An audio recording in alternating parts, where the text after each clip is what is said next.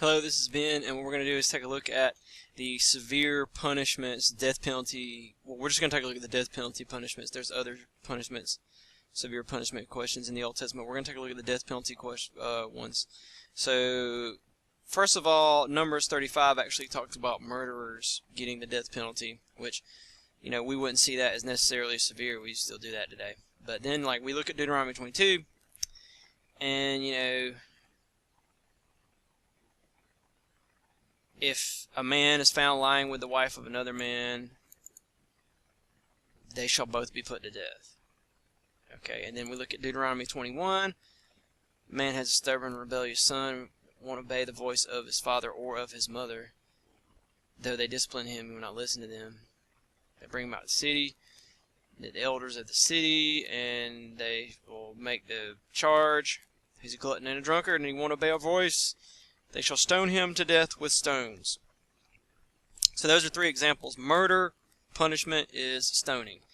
Bad kid, the punishment is stoning. Cheating or sleeping around in Deuteronomy 22, the punishment is stoning. There's other ones that aren't such a contrast, for example, stoning someone for,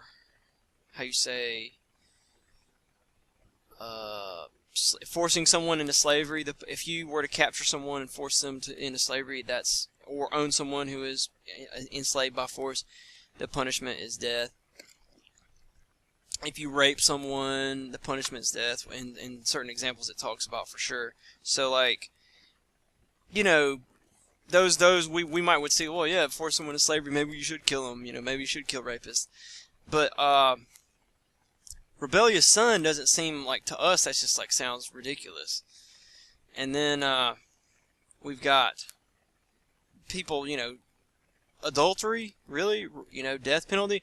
And then for the contrast, we've got murder. Well, yeah, a lot of people are like, yeah, you're a murderer, you should be put to death. So I made a video on this question before, and what I said in that video isn't really wrong or untrue, but it's incomplete. There's other important stuff that needs to be brought into it. And the important stuff actually comes from Jesus. So we take a look at Jesus is asked this question about divorce. And the Pharisees come up to him and they test him by saying, is it lawful to divorce one's wife for any cause? Right here in verse 3, Matthew 19. Yes, I've got something to drink. So anyway, Jesus answers them and says, have you not read that he who created them from the beginning made them male and female, and said, therefore a man shall leave his father and his mother, hold fast to his wife, and the two shall become one flesh. So they are no longer two, but one flesh. What therefore God has joined together, let man not separate. They said to him, why then did Moses command one to give a certificate of divorce and to send her away? Which is in the Mosaic law, the Old Testament law. And Jesus replied, because of your hardness of heart Moses allowed or permitted you to divorce your wives. But from the beginning it was not so. Okay, so this is a basic concept with understanding Old Testament law that's really important. Think of it like this. The Old Testament law was not catastrophic to the way people already lived in the ancient world. It wasn't like the Hebrews. They were coming out of other nations, Egypt and Babylon and Canaan and stuff like that. And they were being taught a new way of life, but they already had a way of life. And the Old Testament law wasn't catastrophic, but it was corrosive. And it showed a giant improvement over the way things were in the ancient world. But it didn't come out and just say, every single thing that's wrong is wrong. It let some stuff slide. And Jesus is clearly saying that here. He says, because of your hardness of heart, Moses permitted or allowed this. But from the beginning, it was not so.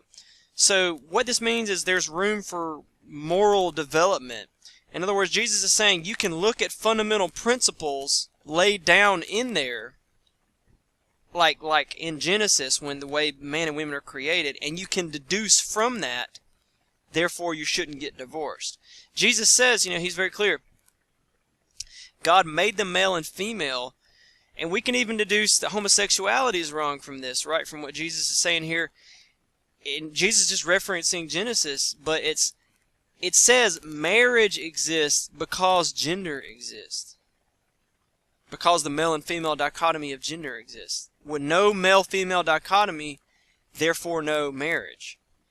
That's a powerful biblical point right here. I mean, that's the strongest teaching on it, because Jesus is repeating what the Old Testament had always said from the beginning. And so when you talk about moral development and moral improvement, it's not like you're just being liberal and just throwing stuff out. You're not throwing anything out. You're more like ruling stuff out that, like, the Bible didn't say that was wrong, but like we're now understanding that, yeah, that is wrong. And so when it came to divorce, Moses didn't say it was okay. He just didn't come out and tell you that it was wrong. And you say, well, I don't understand why Moses would do that. Think of it this way. If you have a little kid, you don't tell that little kid every single thing, that's wrong with them, that they're doing that's wrong. You let some stuff slide because you're in a process of maturing them. And from God's perspective, it's similar, with humanity in general, with culture in general. He's raising us, He's rearing us, He's moving us in a direction.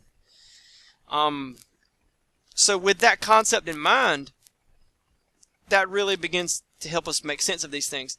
Because we've got the Deuteronomy 21 one, and it says, you stone them for that, for rebellious son. And we've got Deuteronomy 22, adultery, you get stoned for that. Alright.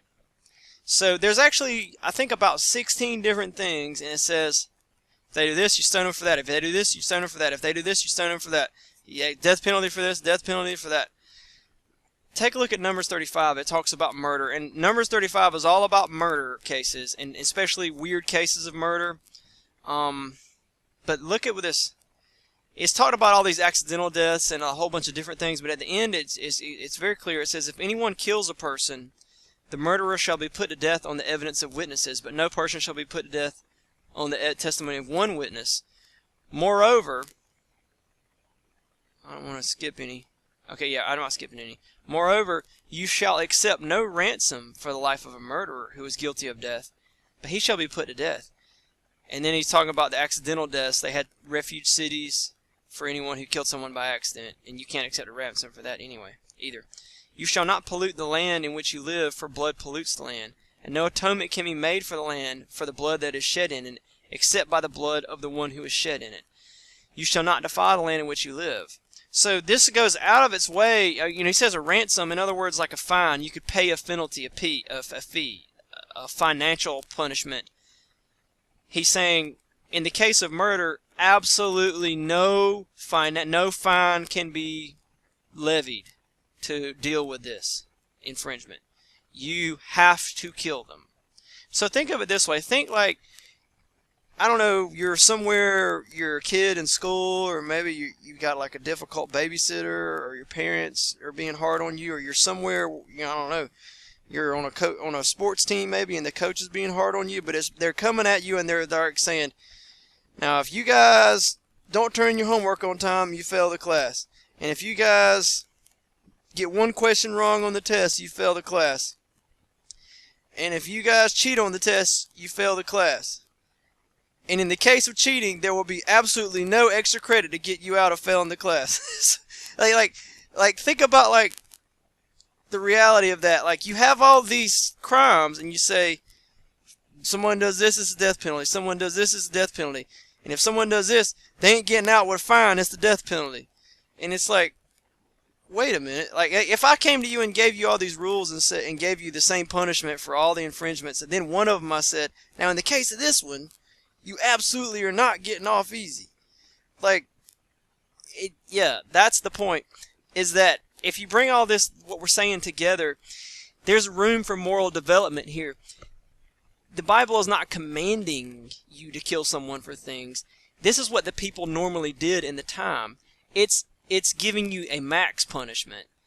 But there is an encouragement here in Numbers 35. It says, you know what, guys? In the case of murder, you absolutely have to put that one to death. Capital punishment is a necessity, which leads you directly into thinking, we therefore might not have to carry out the same punishment in other cases. And in fact, Jesus interpreted it that way. So if you take a look at, I think it's John chapter 4, or else it's chapter 8, with the woman caught in adultery, the idea is there's room for moral development, that there's room for you to use your judgment in specific cases, whether it's adultery, whether it's, a rebellious son. There's room for you to, like,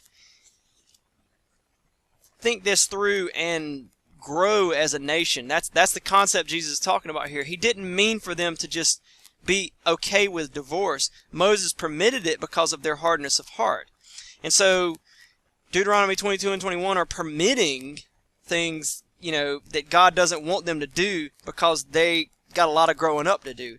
But he's encouraging them there in Numbers 35. Now he said, he's implying, now when someone's a murderer, you absolutely cannot allow a fine to be paid. They have to die. And so what that leads directly into is, in the other cases, yeah, you can get off with a fine. If you were a kid and the teacher told you, if you do this, you're failing the class, you do this, you're failing the class, you do this, you're failing the class, and if you do that, there ain't going to be no extra credit for that one, you're failing the class. Well, then you would immediately think that, like, okay, the other ones, there might be a way, some kind of option. You know what I mean? And so, if you look at the way Jesus interpreted this, in John chapter 8, he interpreted it as, yeah, the woman's caught in adultery, yeah, the law of Moses commanded the death penalty, but who among you, let he who is without sin among you cast the first stone. In other words, Jesus went back to the fundamentals of the law and then used, basically searched them out and understood them and then brought them to a deeper understanding of morality other than just, yeah, it was normal to kill someone in that time for adultery, but maybe we're all sinners. That's what we call moral development, moral improvement, whereas the Old Testament law didn't spell that out specifically, but it sort of planted the seeds here for you to say, you know what? Maybe we shouldn't put someone to death for this. And so that's kind of the idea here. In other words, according to this Numbers 35 thing, it's clear that all of the death sentences can be commutable to some sort of lesser sentence, but not in the case of murder. And Jesus, even in the case of a rebellious son, there in the prodigal son story, he takes an example where you should have killed that son for what he did. He was a bad son. He wanted his father to die, and he wouldn't wait on it. He was a stubborn and rebellious son who wouldn't listen to the correction of his parents. In the prodigal son story in Luke chapter 12. But then Jesus gives an example, and he says, but then when that son comes back, hoping to not be killed or for a little bit of mercy, the father gives him a ridiculous amount of mercy. And Jesus is, making it real clear, what's the more loving thing to do? What's really right? What really sounds morally superior of the Father?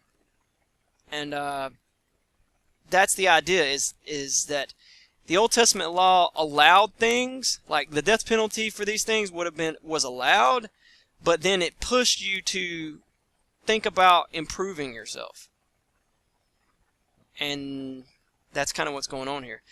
So the other thing about these punishments in the Old Testament is that in many cases, a death penalty fits the crime because of the way that the laws were given. So, for example, there's someone who was, I think he worked on the Sabbath, and this is in Moses' time when the Ten Commandments were given, and the mountain actually shook with an earthquake and basically turned Super Saiyan and was on fire, and there was a tornado, and the Ten Commandments were spoken. If that happens and then you don't follow those laws, a death penalty seems more reasonable, if you're going to just defy that. Whereas if, I tell you, you shouldn't work on Saturday, and then you defy me, it's not the same. You know what I mean? So and in the ancient world, there's a lot of evidence to believe that the miraculous was normative.